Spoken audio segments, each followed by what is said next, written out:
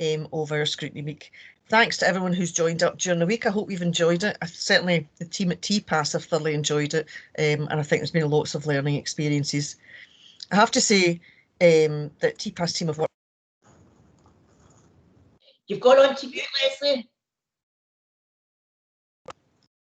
A special thanks to Tony, who pulled it all together along with the team, but to Tony and Elaine for pulling this all together. I think it's been really good. But what we want to hear from you as well, if you've got any ideas about other themes that we can have, and if you could let us know in your evaluation.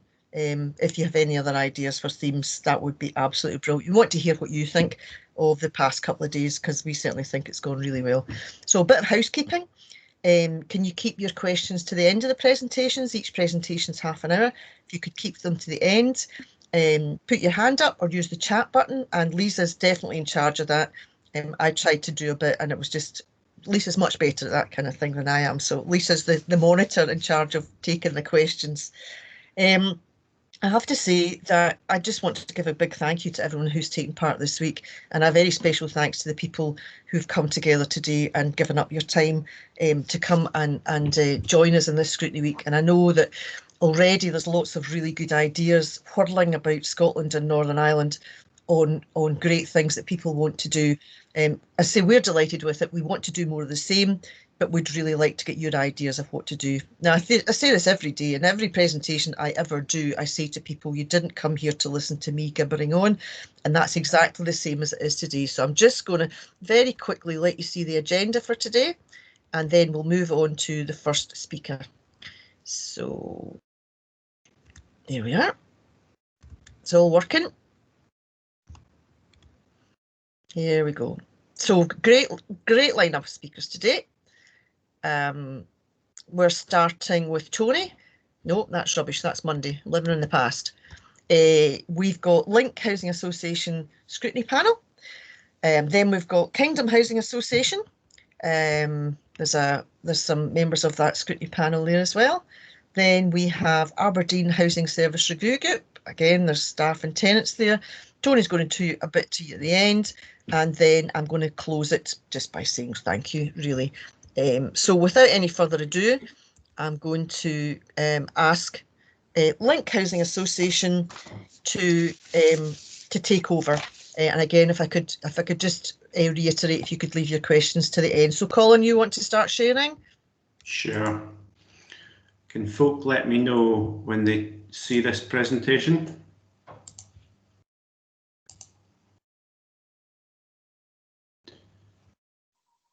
I can't see the presentation, Colin. I can see your agenda there. Sorry, I'm going to stop sharing and start sharing again. Okay. See your first. Yeah, there we go. We've got it. Two seconds. There we go. Thanks, Colin. Good morning, everyone. My name is Lindsay Anderson. I am chair of the Tenant Scrutiny Panel, and I am pleased and privileged to be joining you this morning with two of my colleagues, Shona Gorman, a founder member of the Link Scrutiny Panel, and David Greenhill, our newest member. Both have much to share with you. What attracted me to Scrutiny? I was on the lookout for something to occupy me. A bit of mental stimulation was needed, and boy, did I find it. The TP officer at the time suggested I might be interested in the work of the panel, and so it proved. I jumped at the chance to join, and my learning curve rocketed skywards. My journey on the scrutiny path is still going on. Every panel will develop their own process. Today, we will share with you how we function.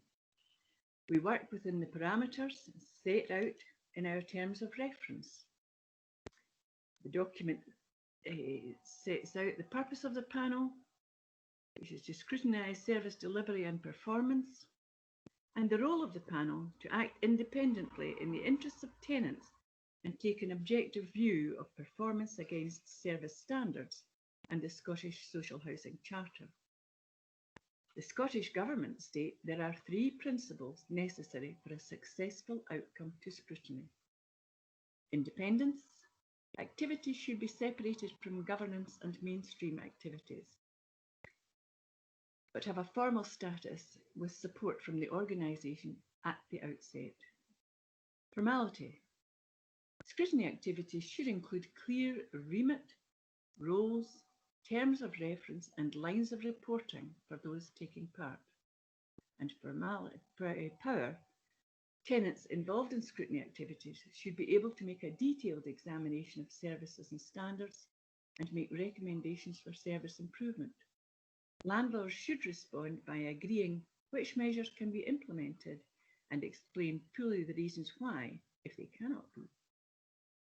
Link Housing Association subscribes to all three principles, and the panel are fortunate to have a knowledgeable, helpful and supportive team to assist them. In my experience as a member of the panel, you need the following: a commitment to the role. Monthly meetings are only a small part. Taking part in training days, attending study days and conferences is a necessary part of the learning experience. The actual scrutiny process is a concentrated effort, which at its height can be very demanding of your time. A willingness to learn, the ability to work well in a team, and last but not least, a sense of humour.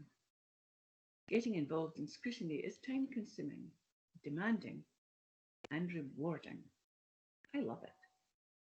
In selecting our scrutiny topic, we look at what's happening within the organisation, tenant satisfaction surveys, the ARC report, performance reports, complaints, registered tenants organisations. But personal moans and groans have no place at the scrutiny table. When the topic is selected, the process of scrutiny begins. At this point, I sometimes feel a bit like Alice in Wonderland, looking at lots of pathways and trying to choose the right one to take. Experience has shown that the first port of call should be the senior manager of the area being scrutinised. This provides an opportunity to discuss the proposed scrutiny and get the manager's views. It also gives them the opportunity to talk to their staff about what's happening. This forges a cooperative link which can ease the strain between staff and panel and lead to the free flow of valuable information. Staff need to know that we are not looking for someone to blame. We are looking to find ways of improving the service which will benefit tenants and the organisation. So what is it we want to know? Where do we get the information? How do we get the information? A desktop review examines all the relevant paperwork, contracts, reports, customer surveys, etc. Site visits are carried out if appropriate.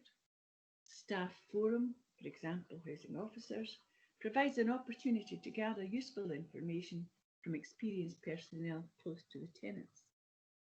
It is important that staff are encouraged to speak freely, safe in the knowledge their identity is protected. No individual will be named in the report. Senior management meetings. The responsibility for service provision rests with the manager you wish to interview. He can tell you of the policies and procedures in place, where problems occur, and how these are dealt with. Contractor interviews. If there are external contractors involved, this means there is a contract to be viewed, complete with specifications for the work to be done. Sensitive information here must be respected. Various types of tenant surveys are available: face-to-face discussion, online survey, telephone survey, mystery shopper. The panel must decide which method is most relevant to their scrutiny. Comparison with other providers and photographic evidence can be very useful. Having amassed a great deal of evidence, we now analyse what that evidence shows. The report contains the rationale behind the scrutiny, the methods used to obtain information, an analysis of the outcome of the findings, the conclusions you have reached, the recommendations you make to senior management and to the board. Senior management receive the report in advance of the board presentation to allow them time to formulate a response. The report is submitted to the board, and the board are required to approve the recommendations, or where this is not possible, to give clear reasons why not. A follow-up review at 6 months is requested. There are some challenges met in every scrutiny.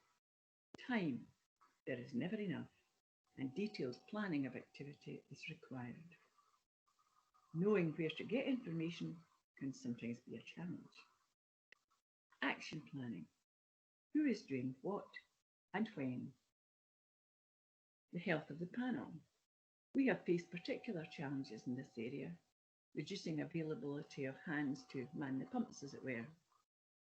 Recruitment, a universal problem, finding people with the right skills and enthusiasm for the role. The strengths of our panel are allied to the strength of the support we have from Link, from the Chief Executive downwards, and our tenant engagement team are readily accessible and supportive in all our endeavours. Education and training for the team is assessed regularly and needs are met as required. I'll hand you over now to my colleague Shona, who will tell you about the interesting side of some of our scrutinies and experiences. Shona?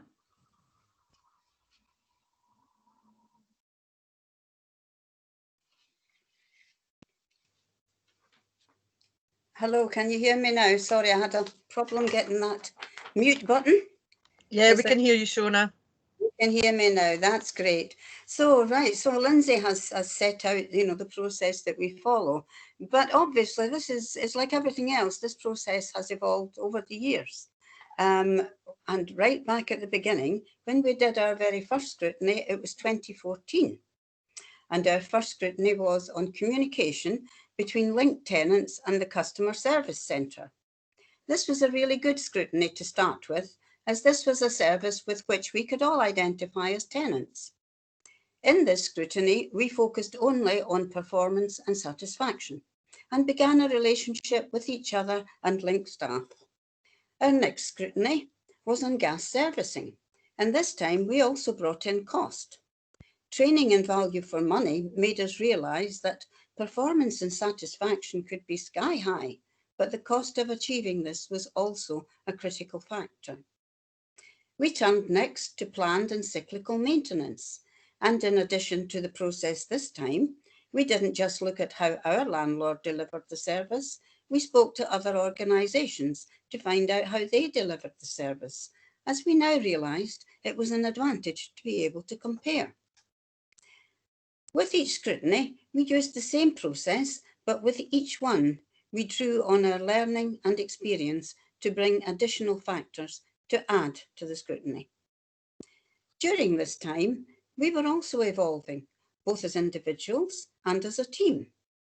And we were fortunate to be able to participate in training courses, conferences, workshops, and were building a good relationship with the management and staff in Link. We were successful and well regarded by our peers, and delighted to have our work recognised by TPAS, TIS and CIH. And so, roll forward. It's now summer 2018, and we embark on what would be our most difficult and challenging scrutiny yet. We decided to look at landscaping and close cleaning, both services for which tenants paid a charge over and above their rent. Almost at once, we realised this was going to be a lot of work, and in actual fact was 2 scrutinies. So they were closely allied, but they were in fact 2 separate services. We followed the same process as before that Lindsay has already spoken of.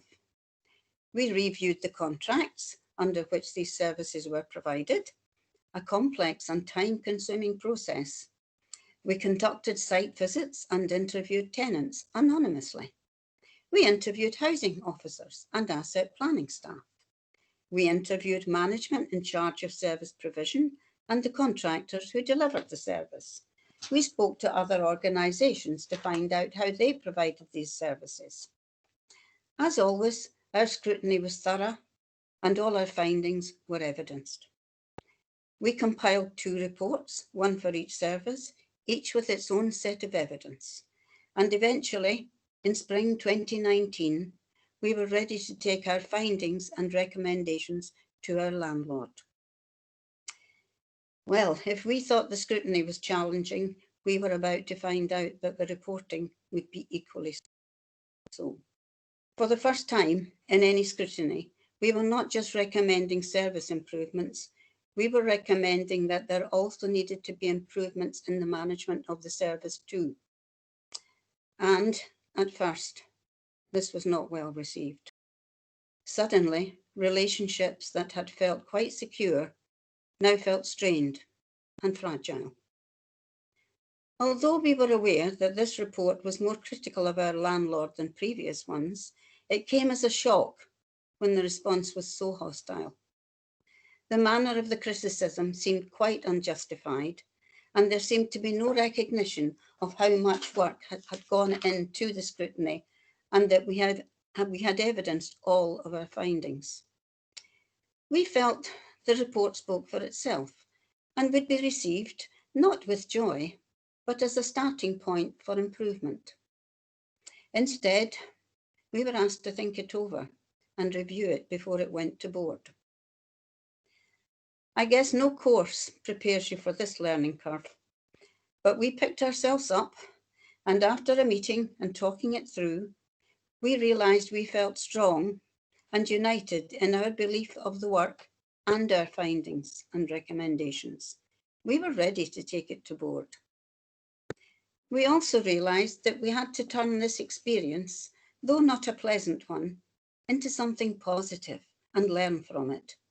It had definitely brought us closer as a team and strengthened our belief in scrutiny.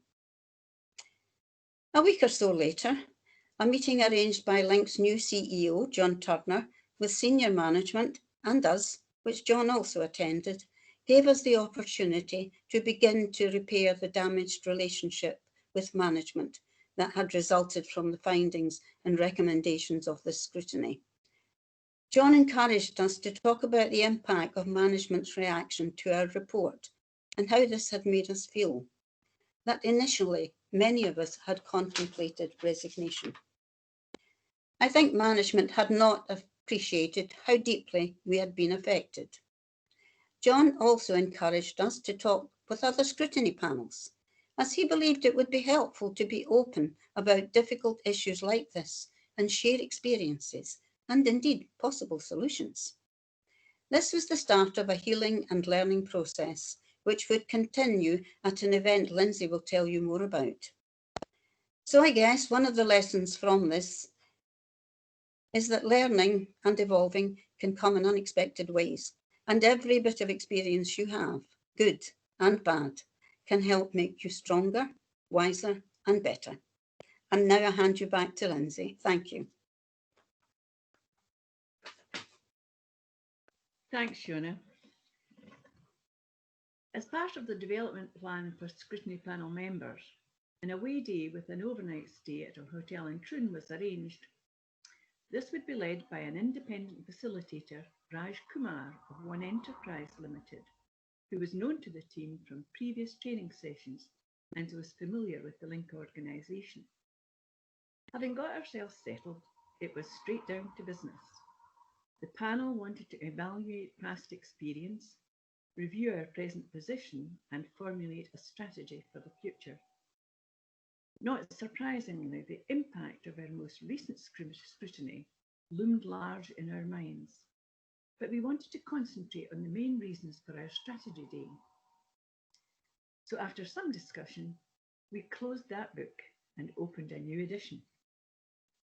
It's never easy to look at yourself and analyse in a systematic way to determine where you're at and where you're going.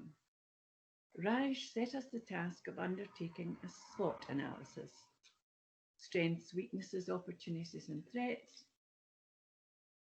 a well-known business model. So what were our strengths? Skills and experience within the team, unity of purpose, diversity, different locations and different property types, quality scrutiny reports, commitment, confidence, track record, trailblazing, all of which led to successful projects and outcomes. Somehow, when you see it written down, you realise you're not so bad after all. Then, of course, you move on to weaknesses. Age range of current members, difficulty in recruiting younger people, succession planning. You have to look to sources for this, human resources, the Link Academy customer profiling. The need to build up relationships with new chief executive, Link Group and housing boards. Opportunities. Build back relationships and mutual respect. Look beyond housing management, for example, global trends, demographics, technology, sustainability and fiscal deficit, personal development. Promote Link and TSP good practice. Mentor support to others. Have an annual TSP away day to review progress. One-to-one training plan. And sharing the challenges. Threats. Failure to grow. Undervalued. Succession. Growth of Link and TSP keeping in touch with the changes. This whole process of analysis was an experience in itself. We had lots to think about as we headed for dinner that evening. Bright and early next morning saw us ready for the next stage, although I wasn't quite sure what that stage would be. All would be revealed by Raj. Before we started on that, we had a visit from the Chief Executive, John Turner, and Director of Housing. This was to reassure the panel that they were fully supportive of the panel and looked forward to working with us as we moved forward. We would discuss how we were going to use our strengths to overcome our weaknesses and make the most of our opportunities to reduce the threats. It all sounds so easy, but much planning was necessary, and it was at this stage we began the development of our business plan. We created a 3-year plan that takes us to 2023. Successful completion of the plan meant that we could leave for home feeling good, satisfied we had worked hard, no doubt about that, and achieved something very worthwhile. We subsequently added a mission statement to our business plan. Our newest panel member was the author. Thank you, David. The statement: to achieve positive outcomes to benefit tenants and Link housing. Short, sweet, and very much to the point. And now I'll hand you over to David.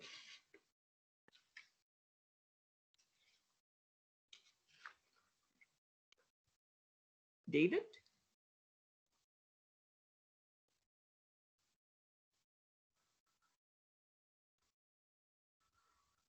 David, David there? David, are you there? You need to unmute, David. Hello, David. This is the first time I have ever spoken on Teams. I do apologise. Not a problem. We call that a baptism of fire. And it is very hot in this seat, by the way. Good morning, everyone. Hi there. Mornings. My name is David Greenhill. I am relatively new to the Scrutiny panel, just under 2 years. I reduced my full-time employment hours to a job share. This gave me an avenue to what I will loosely call spare time to wind down with an aim to fully retire later on. It was suggested to me that maybe I should explore a hobby or something to occupy my time and use the skills that was afforded me in my employment. I, like Lindsay, had a conversation with my housing officer who gave an outline remit of the Scrutiny panel.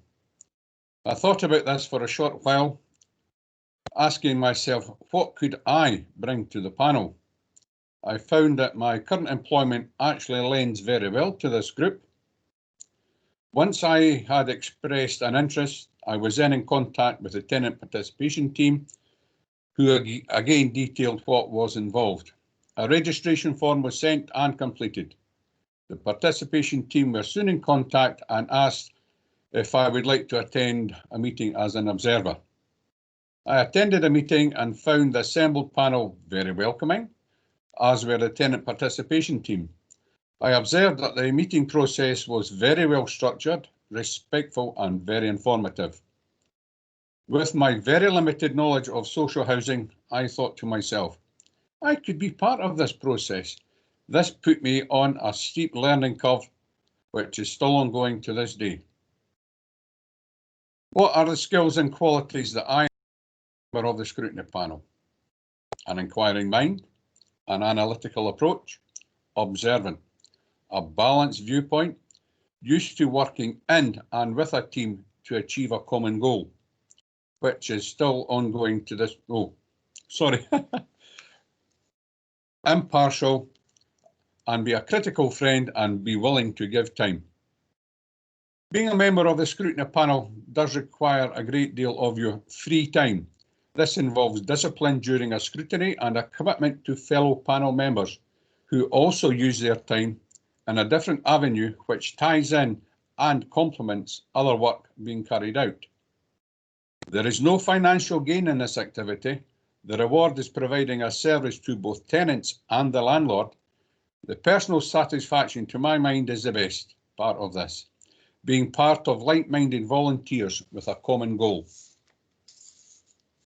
I started to attend meetings. The panel were at the end of a scrutiny. They were on a scoping mission to look for a topic to scrutinise. A topic was chosen. Then the work started. A programme was laid out for site meetings, information gathering exercises. The workload was distributed. I further said that I would be more than willing to be a chauffeur, which was very well used. Speaking to tenants firsthand gave a valuable insight into the service provision, both positive and negative. The topic chosen further included looking at behind the scenes aspect, contracts, procurement of same, interviewing contractors, and monitoring performance or lack of sometimes. All of these you have to have the view of a critical friend. This was my first scrutiny. When the time came to present our findings to the senior management team, I admit I was dismayed at the reaction portrayed by the management team. This event had me doubting myself if this was for me. The work we carried out was factual and evidence-based. As I freely gave my time with a view to benefit both landlord and the paying tenant, this to my mind highlighted a quality detailed in the person specification of being a critical friend. After this meeting, we met as a panel to digest the outcome presented to us. Fortunately, we rose above this event, discussed the report in even greater detail, and we were completely satisfied in our findings. Being a member of the scrutiny panel is not a jolly. It involves dedication to achieve a goal to enhance performance for not only tenants, but for the landlord as well, as the processes are seen through different eyes which can evidence possible shortfalls in performance.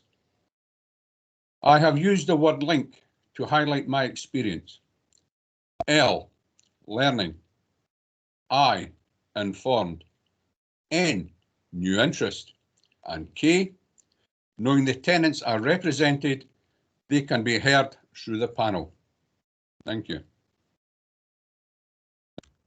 Thank you everyone at Link for a very, very thorough and honest approach, and good luck in all your future successes. Now I see there's some questions coming in. Lisa, you want to, have you got the questions there, Lisa? Yes, I have. We've got 3 questions from Claire Darby. I think Sean has maybe answered one of them already in the chat, but I'll just read them out. So the first one that Claire wanted to ask was, how do you select the area to be scrutinised?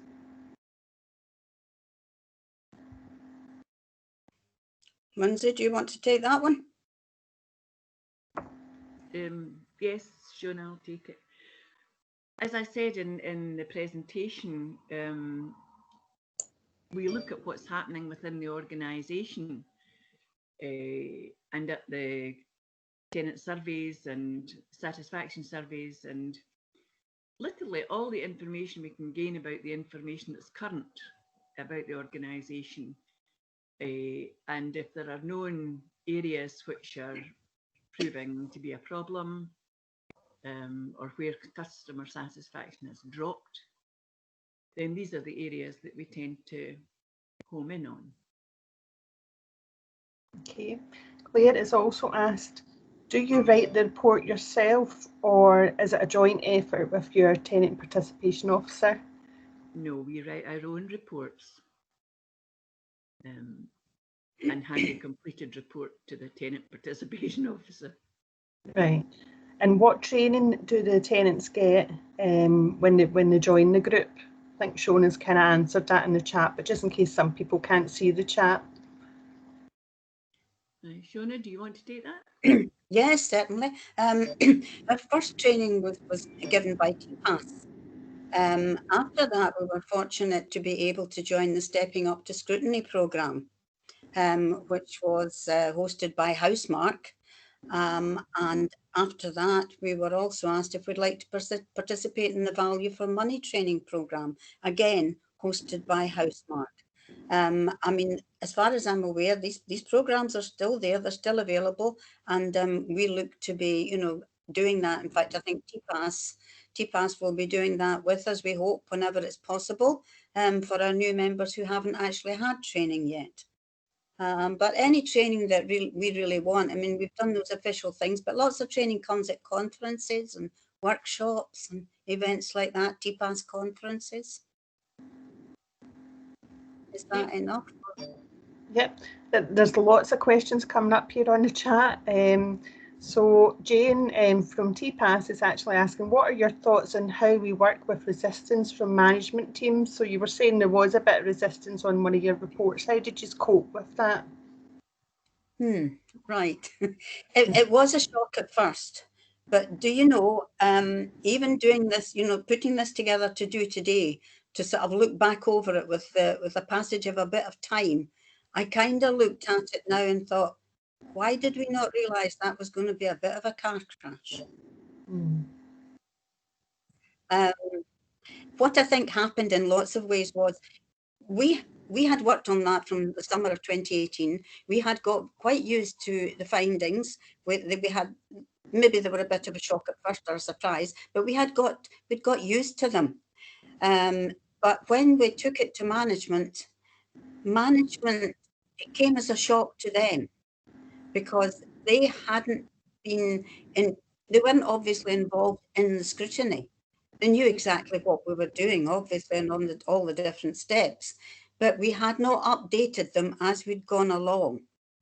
And later, actually, in 2019, we went to a meeting with Link's internal auditors, and it was something that came as a kind of light bulb moment during that meeting with them, that when they were doing an audit, they got together with management very frequently and updated them as to the progress, what was happening and what they were finding.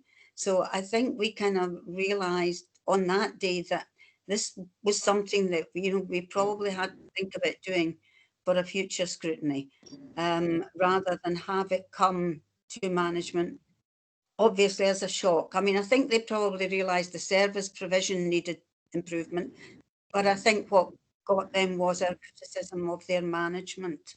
And perhaps if we had been able to, just do a more softly approach on that, it might have helped. I don't know if Lindsay wants to add to that. No, I don't think I have anything much to add. I think the shock that we felt was unexpected because of our really good relationships that we had in existence. And it was difficult to understand how these same people who'd been so friendly could do an about turn and somehow become enemies overnight. The problem that I personally had, because I actually did the written report, so the terminology used in that report, any criticism of that terminology was directed at me.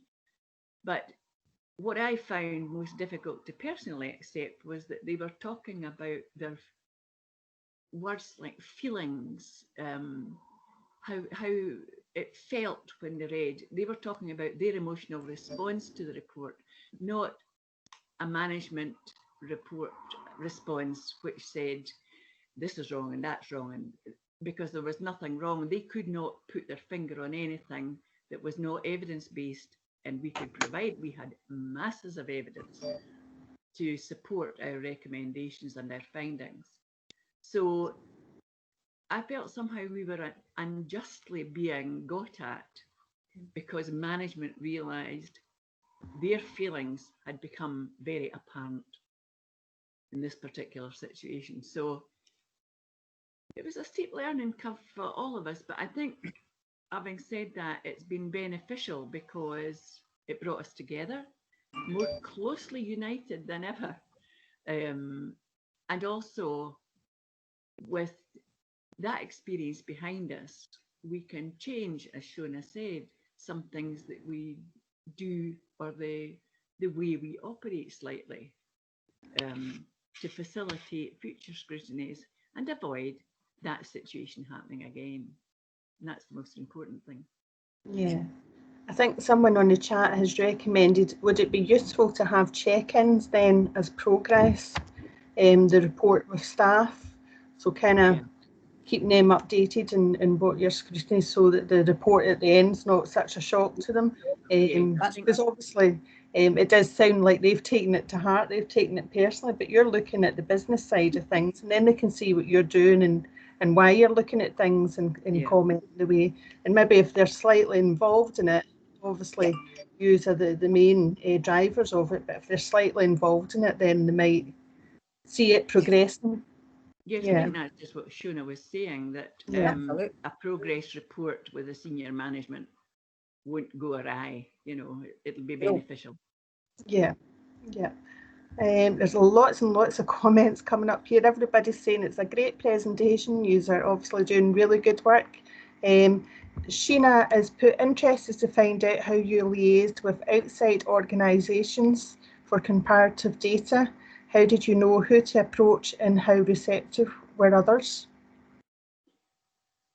We discussed who we would contact with our tenant participation officers, and they suggested one or two companies, and the response that we got was excellent when we asked for information from them about how they carried out their services. So there was no difficulty in obtaining the information. No, we visited them, in person. They came in person to talk to us. I visited Falkirk Council. That was one of the places, yes, people were very happy. I think they were delighted. Yeah. And Alistair was asking, how many tenants do you have on your tenants group? We have 7 at the moment. The maximum is 9. So we're 2 members short at the moment. Okay. I think that's everybody's covered lots of questions. If anybody wants to ask any questions by putting their hand up, they can Lisa, do that. we had 3 hands up. We had Tony, Kelly, Max, Scotto, and Alan Christie. You want to start with Tony? Do you want to ask your question? It wasn't a question. It was okay. Just that it was a point about what Claire had raised about the updates, and I think it's a double-edged sword. Yes, it can help to smooth things and keep people on the right track as well, because let's face it, everyone can get steered off in the wrong direction, and it might be useful to get a bit of further information. The other thing, but unfortunately in some of the English experiences that I've come across, those things have actually been used to veer people away from critical questions. And so there's a double-edged sword to it. That's all I really wanted to say. I think it is a matter of make your mind up in your own local circumstances. Okay, thanks for that, Tony. Max Scotto? Yeah, I had put it down because I think it's sort of being covered, but it was similar lines to what Tony was saying. I, however, find like the way our panel works is very much the way I used to work when I did inspections with the Scottish housing regulator on different landlords. So we would go and inspect the landlord's performance area. And we wouldn't do, we wouldn't call it like a progress report, but we would discuss with the relevant manager some of our findings. So by the time we wrote the report, they would know more or less or guess what was going to appear in the report. So it wasn't a total shock or surprise. So we would have an informal discussion saying, well, this is what we are finding. How do you feel about it? You know, just to give them the courtesy of, you know, giving their opinion or explaining why. And sometimes you have to adjust things because, you know, the way you word things, the way you say things, it can affect people's emotions. You know, you cannot help that, but, you know, just having that discussion before. So with the panel, we do that in our organization. We talk to key people about what we are finding, how they feel about it. Not that will change what we found. And then the report is also given as a draft report to key people as well for their comments. And then the final report, yeah, it goes to the board. And I think that sometimes helps.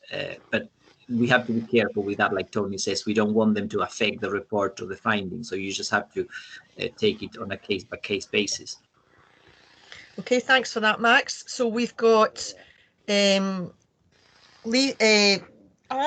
Christie, then Lisa, then Lindsay Murphy. Alan? Yep, just, I mean, and Max has actually pretty much said what we would do in Falkirk as well, and that's really what I wanted to say, is that we, before we publish the report, we negotiate it, we kind of meet with the senior managers and the staff that have been involved, just to make sure there's nothing that we've misunderstood or nothing that's been misrepresented, and also to discuss the action plan as well. So once we've agreed the report, who's going to take what areas forward, because I think when something appears in black and white out of the blue, it is very formal, and people don't hear the tone of voice behind it, they don't meet the personalities behind it, so it can be misunderstood. So yeah, we would take exactly the same approach as Max has described. Okay, thanks, Alan. Lisa? It's just another question from the chat. Claire is asking, is there a reason why there's a maximum of 9 people group, and was it the landlord that decided that? No, it's the scrutiny panel that decide how many members they have. We felt that if 9 was a good working number to be able to distribute workload so that nobody was getting particularly heavy workload.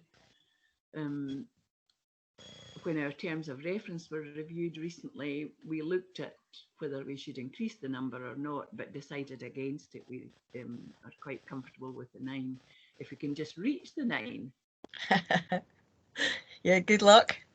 So I think you need to blow your trumpet a bit more because you're doing amazing work, and that might be one of the ways of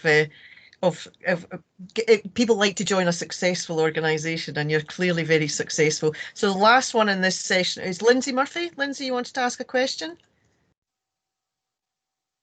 Just not really a question.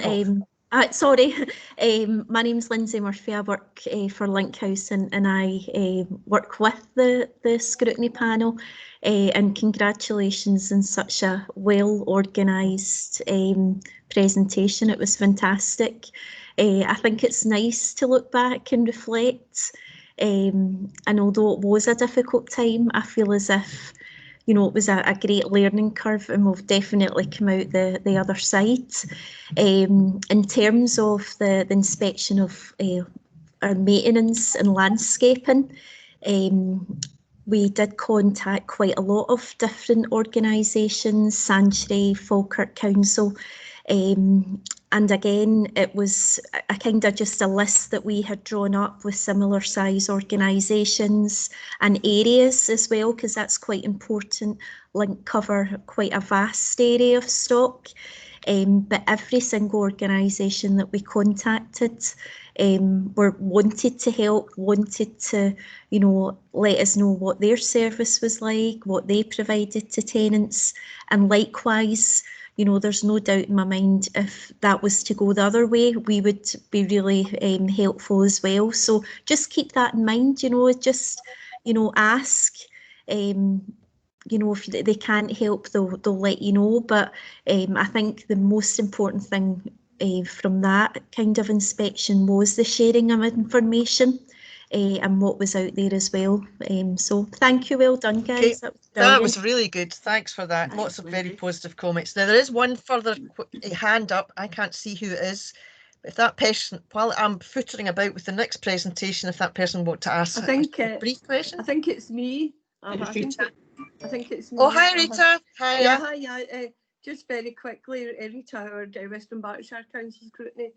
Just with regard to the difficulty in, you know, with the reporting, because remembering it does involve human people, so obviously emotions are going to be part of that.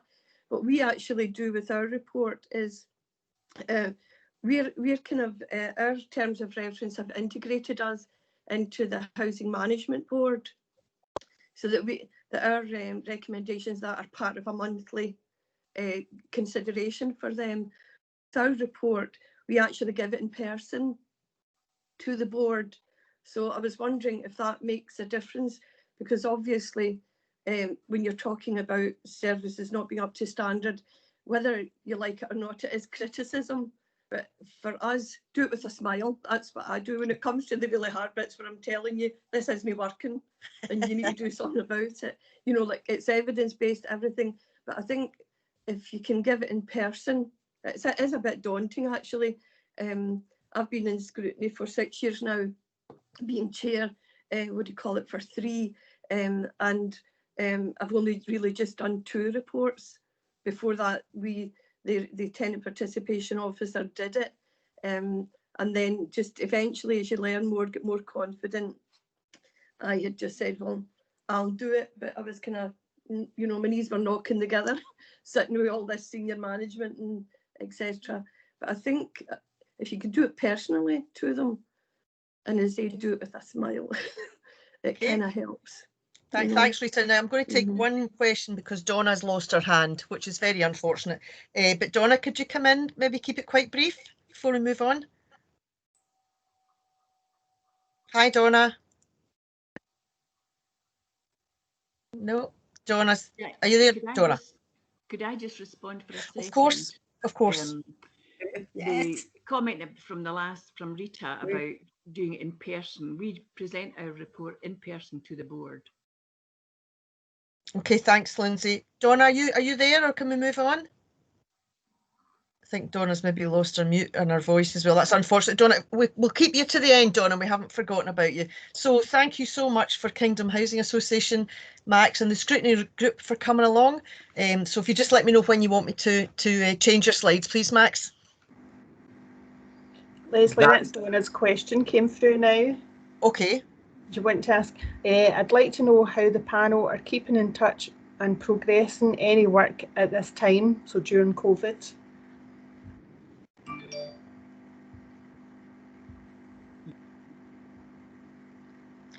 Lindsay, you're muted. You're muted, Lindsay. You're muted, Lindsay. We have, well, until Lindsay's ready, we have kept in touch throughout this year. We meet on our own in Zoom, but we also have our monthly meetings officially with Link on Teams. And we have been getting updates from the Housing Director of Housing. June Green comes to most of our meetings to update us as to what's happening in Link during this time. We've updated our terms of reference this year as well. We haven't actually done a scrutiny so far, but we have certainly been busy and active and very much staying, you know, together and keeping in touch. Good. Sounds like you're doing your housework, Shona, having a bit of time to kind of look at the stuff that you've got there to kind of review. But that's great. Thank you very much again. And going to move on to Kingdom Housing Association. Thank you, Leslie. I don't want to take fully over the running of this, but because we've been for an hour and 12 minutes now, would anyone like to have a quick, short 1 or 2 minutes break before I start, or you're happy if I just crack on and go ahead with that? We've got a break at 5:30, Max. Okay, that's fine. That's fine. I will try before I start, Leslie, to share my screen, because I think I found out how to do it, and it might be easier. I'll have to stop sharing mine then. Okay. Okay. Sorry about that. No problem. And I can't seem to stop. Hold on. No. Let me do this. Can you see my sharing? Yes, there you are, Max. That's you. Yeah. Okay, great. No, so you're you sharing can me. Oh, yeah, because you were on my screen, but now I'm putting the slide. Can you see the slide now? Yes, I can see it, Max. Okay, good. Well, so I am Max Cotto. I'm the Tenant Participation Officer with Kingdom Housing, or the Kingdom Group. You can see me there, and we had a joint event with another housing association. I am not the one who looks like Elvis Presley with that, the other guy who's clapping. So Kingdom Housing Group, we are a group because we are made up of three companies. The mother one is Kingdom Housing Association. So we have just over 4,000 social homes, and we also have Kingdom Initiatives, which is our subsidiary company through which we provide 650 homes for mid-market rent. And we also have Kingdom Support and Care that provides care services to Kingdom and to mainly non-Kingdom customers. One of the things that makes us, I wouldn't say different, but one of the peculiarities that we have, like many of you, like Link, for example, is that we also cover a wide geographical area. We have stock in Fife, in Perth and Kinross, in Clackmannan, and in Falkirk.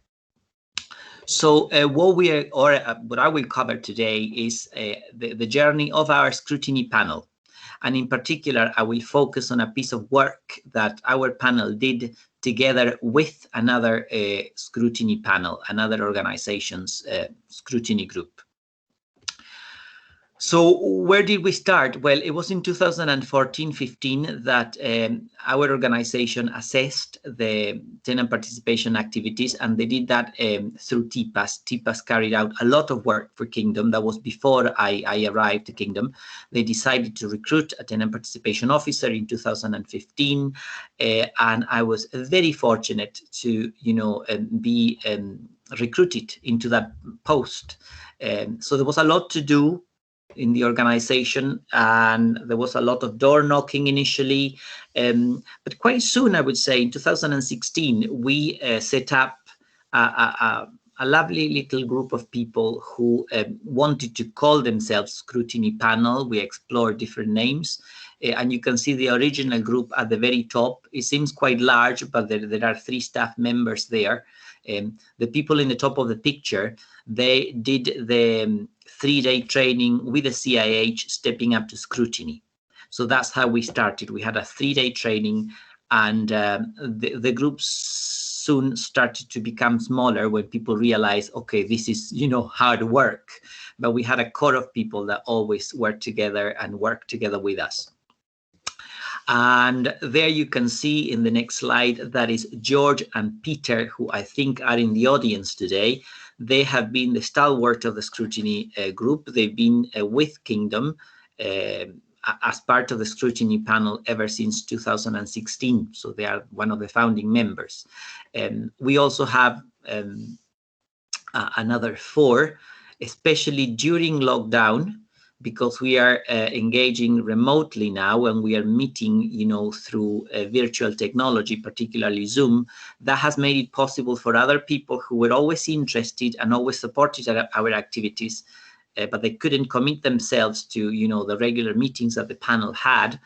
But because of the current and new way of working, now we had 3 new members, which is nice because we have 3 gentlemen and now we have 3 ladies. So we are, gender balanced now. So as I said, the panel began working in 2016. Their first review was on empty properties. It was a nice piece of work. We identified some recommendations that were actioned. Then the following one was a much bigger and more ambitious review, which was the landscaping services. Because if you think of the geography of our organization, you know, there's a lot of, you know, estates all over the place. Some of them are quite small, some of them are larger, but we have two contractors, or well, back then we had two contractors that delivered landscaping services, and that also cover a bit of stair cleaning. The recommendations again were accepted and implemented, and at the moment as I speak, we, or the panel, foresees that the next piece of scrutiny will be reviewing the same area again. That will be for 2021. The rent review was done in 2019, and that's the one I will talk on more later, so I'm not going to cover that.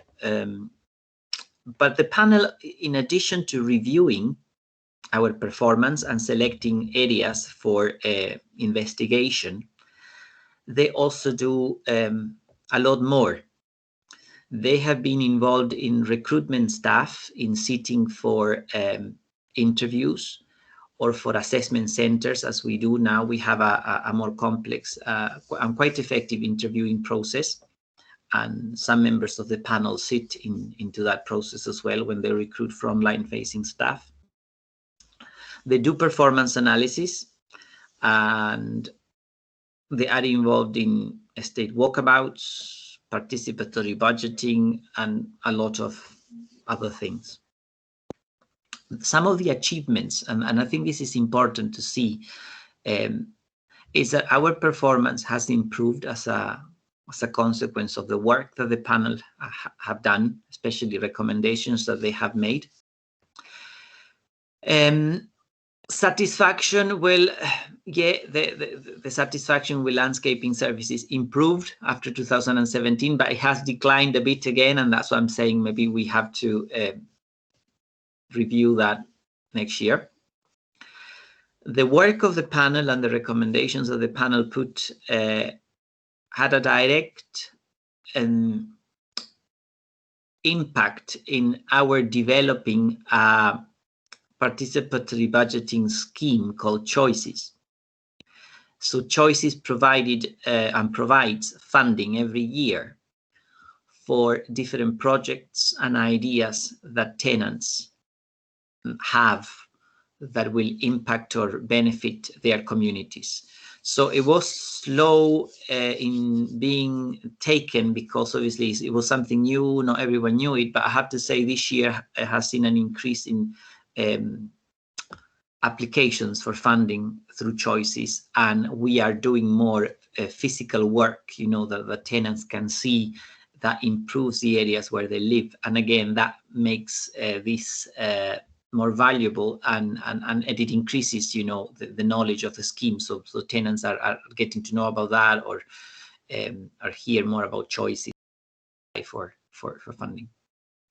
And I think one of the achievements that as a panel the group has is that they're friendly people, and they have worked with others, attended conference, and made friends. So we have really good working relations with other similar groups. You can see the picture there where Carol Hannaford from Aberdeen, you know, came with some tenants, Betty and Norma from Aberdeen, and it was really nice to meet with them. So we really are getting used to working in partnership with other groups. And that leads me to when we worked with the 5 Housing Group. So very quickly, for those of you who don't know, the 5 Housing Group, it's a 5-based housing association. So they have 2,500 or over 2,500 properties, but they're based in 5. All their properties are in 5. And they have a scrutiny group that works very well. It's called Resident Voices. And when our panel was reviewing the way in which Kingdom consults their tenants on rent increases, or rent reviews, I should say, they wanted to talk to other tenants who were board members to understand what happens as a tenant board member when the rents are discussed. But because at that time Kingdom didn't have any tenant board members, I approached different landlords, local landlords, who I knew they had tenant board members, and asked if our panel could talk to them.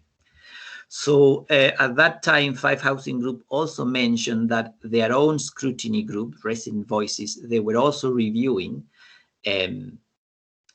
rent consultation processes. So both panels thought, well, why don't we work together? And that's what they did. Resident Voices and Kingdom Housing met a few times, and they had constructive discussions.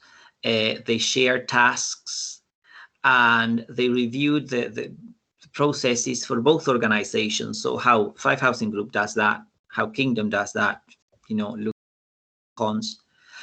And they also, as I said, decided to look at how others do that, just, doing desktop exercises and looking how rents are reviewed in other organizations, what their consultation processes are.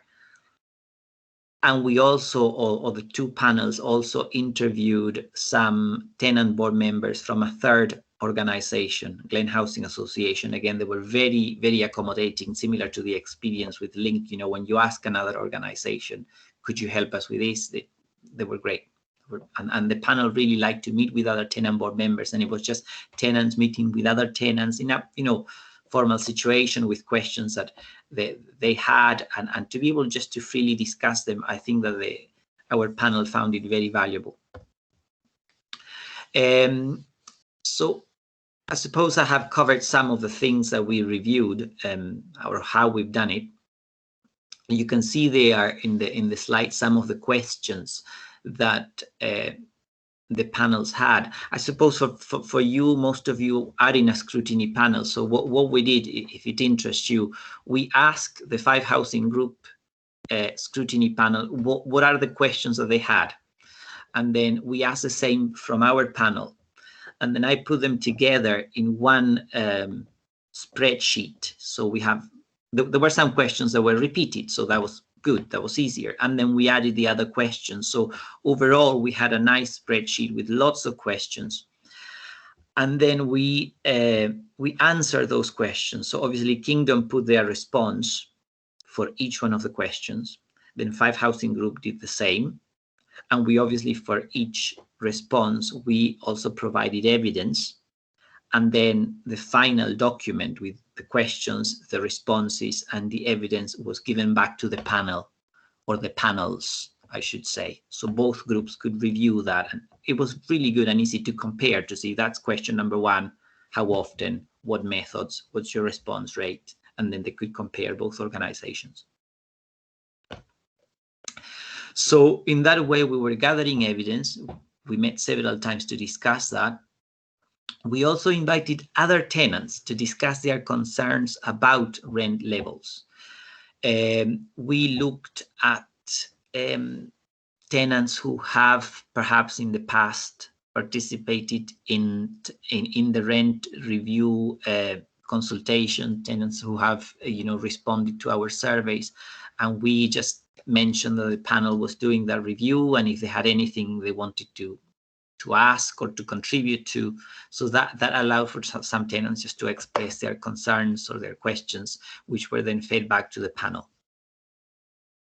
And as I said already, we also met with tenant board members from a third organization to look at what happens. If you're a tenant board member, what are your roles? Can you discuss rents? Do you have to step out of the room when the rent levels are decided? And we found that there were different approaches to that. So the outcomes, I think that, and I will only focus on the outcomes for Kingdom Housing Association, because at the end of the exercise, our scrutiny panel drafted their own report with findings and recommendations that apply to our organization, Kingdom Housing, while the Five Housing Group did the same. So their report looks different than our report. And I'm just covering, our report and the recommendations for Kingdom.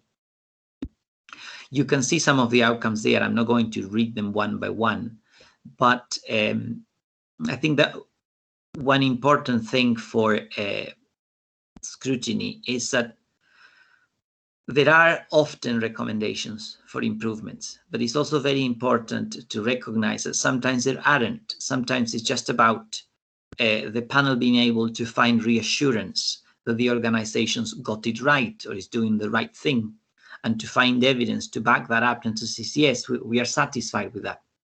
So the panel was reassured that the rent levels, are affordable at the moment, and that Kingdom delivers value for money. But, this is not just to forget about. It's something that Kingdom has to keep working at, and making sure that future rent levels remain affordable. One of the recommendations that I wouldn't say wasn't well received, but it wasn't accepted as such, is the second one. Our panel said that they recommended that Kingdom strengthens tenant representation in the governing body and in decision-making processes, mainly because Kingdom still doesn't have any tenant board members. So the response was that Kingdom have done, all they could, and if the tenants didn't become board members, there's so much you can do. But, that was one aspect. The other aspect is also that internally Kingdom, when we had tenant board members are not allowed to participate in the rent review process. So when rent levels are discussed, tenant board members had to step out of the room. So our panel found that maybe that wasn't the best practice, especially because they talked to other organizations where that wasn't the case, where they had, quite a number of tenant board members. And they found it very reassuring when they were talking with tenant board members how, they were making decisions based on business, not just on, well, I don't want my rent to increase, so I'm going to say, no, the rent shouldn't increase. And that was the only recommendation I would say that Kingdom said, well, we think that our approach is robust, and we have already discussed that with the regulator and they're happy with our approach. So if we were to have tenant board members, we will continue with the same approach. There were other very good recommendations that were accepted and improved our rent consultation processes, such as, for example, using social media more and better, discussing affordability issues as well more in depth. So to respond to those recommendations, we increased our face-to-face contact with tenants. We carried out 16 roadshows. Some of them were really well attended, some of them were not, but certainly we increased our face-to-face contact with people. We also set up a Facebook closed discussion group, particularly for the rent review. So that was a month and a half closed discussion group. So we had, I think I said 80 tenants, but we had more. It was over 95. So 95 tenants signed up for that group. They would ask questions about rent levels, funding, money, budgeting, and we would answer those questions. And obviously everyone in the group could see the responses and the questions. And you know what Facebook is like. People can like it, don't like it, share it.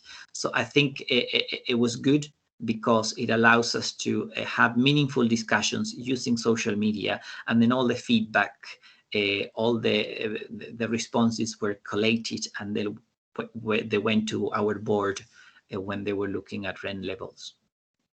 Also, if you can see, I think that's the third point is quite interesting to see how our response to our rent consultation survey, which comes after all this. So after we've done the Facebook closed discussion groups, and the board has decided on 3 or 4 options in relation to rent increases, we send those options to all our tenants. We also, in addition to what we had done before, which was sending a letter with the 4 options for tenants to vote. We also sent complementary information with graphs saying, this is how the rent could be spent. And after the review, or after the rent consultation took place and the rent levels were set, we also sent a feedback letter to all our tenants, which included a detailed analysis of the responses that we received. And interestingly, for the first time, I think, in the history of the organization, the rent levels were set at a level slightly below what the business plan predicts, which is 2.5, but they were set to 2.25. And that was simply because of the responses that we were receiving, which we got more responses, and they were literally split into like half and a half. Half wanted 2.5 and the other half wanted it lower than that. So the board decided to compromise. The feedback certainly has improved as well in terms of the quality of feedback that we are getting. So I think that's me. One of your questions that I'm anticipating before I hand over to you is, and let me just stop sharing the screen because it's odd to talk just to the screen if I find out how to stop sharing a screen. Yeah. Can you see me now?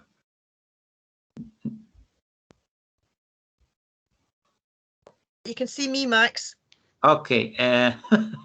Don't know how you've done that. That's it. Can you see me now? No. Yeah, we're coming back to normal again. Yeah, I think your camera's off, Max. That's it. And you can see me now. Okay. One of the questions that I will make, well, it's not one of the questions, but I will maybe conclude by saying what the panel has been doing ever since. Obviously, we finished that very good review. Then we were planning to review other areas. The panel hadn't decided, and then lockdown came along. All the situation changed. So very soon we adapted. The first couple of months were just about helping tenants, especially scrutiny panel members, be connected. We helped by delivering some devices, some Chromebooks, and helping them to learn this new technology. So we've been using, we tried different things, and we decided to stick to Zoom for our scrutiny panel meetings. In the meantime, over those months, there were 3 new panel members that joined. And purely because the geography is, we have panel members, some of them are in Tayport, and then we have others that are in Clackmannan. So I think that meeting through Zoom has made it easier. So after that, the panel decided to review maintenance. So we've just carried out a review on plant maintenance and the impact of COVID-19 on plant maintenance. As I speak, we have a draft report, so the report hasn't been finished yet. And what the panel plans to do is to move on to reactive maintenance.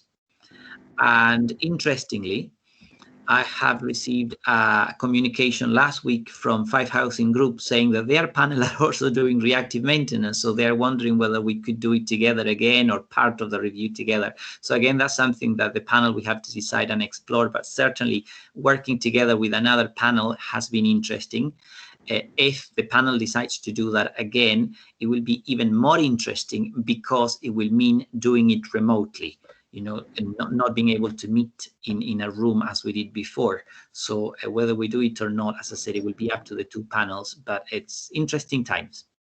Now over to you if you have any particular questions. I'm happy just to answer. Thanks for that. I think a few fresh ones have come in to Lisa, and there's someone got their hand up, Helen. But Lisa, could you go through the question? Can you keep them snappy? Yep. There's quite a good discussion going on about tenant board members being involved in the rent consultation. And a lot of people are saying, yeah, because the tenants are the customers and they're the ones that live in the houses, of course they should be involved. So that's quite a good wee discussion that's going on. Claire has asked, do you think it's good to have an independent supporting the TPO and the tenants regarding the scrutiny exercise? John Houston said yesterday it's expensive, and how do we get that approved is another challenge. There's been a wee discussion going on about that as well. Obviously we're biased, we can't comment on that. Of course we can. Another question. There's another question from Claire somewhere, and I'll find it. Did I write it down? Yeah, Kingdom covers a wide geographical area, and Claire was asking, does the scrutiny group come from all over that area, or are they just from one kind of central point? Well, I think I mentioned that, but no, it covers a wide geographical area. We have, I don't know if you're familiar with the geography in Fife, but we have people from Methil area, then from Garbridge, which is over in St. Andrews, which is quite far away, I would say. But we also have people from the new members. We have members in Tayport, which is almost up north, we're just on the other side of Dundee. And then we have one tenant in Clackmannanshire, Tullibody area, so that's quite far away, and that was one of the challenges before. We had meetings in central areas, but if you live really far in the winter, some of them said, I finish work at 5 o'clock, and then having to travel all that distance in the dark country roads is not ideal. So I think that they like meeting using Zoom, and they're finding, obviously there is some element of people would like to get back to normal. And the tenants that met before, who are probably here present today, obviously they prefer to meet in person, which I agree. We are people's people. We all prefer to meet in person, but we have to look at the advantages as well, of using this technology. So I think that certainly to cover geographical areas and to be able to engage with tenants who live quite far apart from one another, it's been useful. Yeah. Hey, thanks for that. We've got two short questions before we break up for coffee. So, Lisa, I seem to have seen the hands this time. So we've got a question from Alistair Mackenzie. Hi, Alistair. Yeah, it's just to come out on the board members being and participating in the rent. I'm currently a tenant board member of Hebridean Housing Partnership, and not only do I participate in the rent at board level, but I'm also on the finance working group that are required to be tenants on that. And one of the functions of the working group is to go through the options for the rent setting for the options to go to tenants. So I think it's very important that tenants are involved from the grassroots. Thanks. Final question before we stop for coffees from Helen. Yeah, it's just I was saying about the TPO. We had Lisa as our TPO installing, and it was actually very good because the independence of it, she was actually able to facilitate a lot of things, and actually got the communication group back going again, which I think people forget that the communication between the landlord and the tenant is just as important as the scrutiny, because if the communication falls down, that you're losing a lot of tenants who don't understand things, especially people who, like myself, are dyslexic. So that's one of the things. Great, that's a great point, that, Helen. Thank you very much indeed for that, and thank you so much to Max and your background to that. It's been really interesting, Max, and you've just set the hairs running with the conversations and the discussions in the chat. I can see that. What I want to say, just to conclude, and very briefly, I hope I didn't come across as being negative towards our board at all, because the fact that there was just one recommendation that the board couldn't quite implement and they gave their reasons, and the panel perfectly understood. And in fact, one board member came back to the panel and explained why. And Kingdom is doing well in trying to encourage tenants to be board members. But again, you have to have the skills to be part of the board. And the fact that the Kingdom's approach is that they see there is a conflict of interest, and they can justify that. And again, we have to respect that. But the consultation and the process in which tenants are involved in the rent setting is very robust. So the fact that there's not a tenant board member, it doesn't mean that, well, in fact, we can see by the results and the decisions that the board has made that they are really taking into consideration what the tenants are saying. And just one more question that Sheena is saying about the blended approach. We do see in the future, if things get back to us being able to meet person to person, we want to continue with a blended approach, and we want maybe to have person, meeting in person, but allowing people to connect via, Zoom or another technology, just to make it easier and not to lose those people who are joining us from, remote geographical areas. Thank you. Okay, that's great, Max. Thanks for that. And thanks everybody for this morning so far. We've run over a little bit, but what I would suggest we do is we come back at 15-minute breaks. We come back at 5 to 12. Aberdeen, we will give you your full time. Tony will probably slice 5 minutes off of yours. So sorry about that, folks. So have a nice coffee, and I'll see you at 5 to 12. Bye, everybody. Cheers. Bye. Bye. Thank you.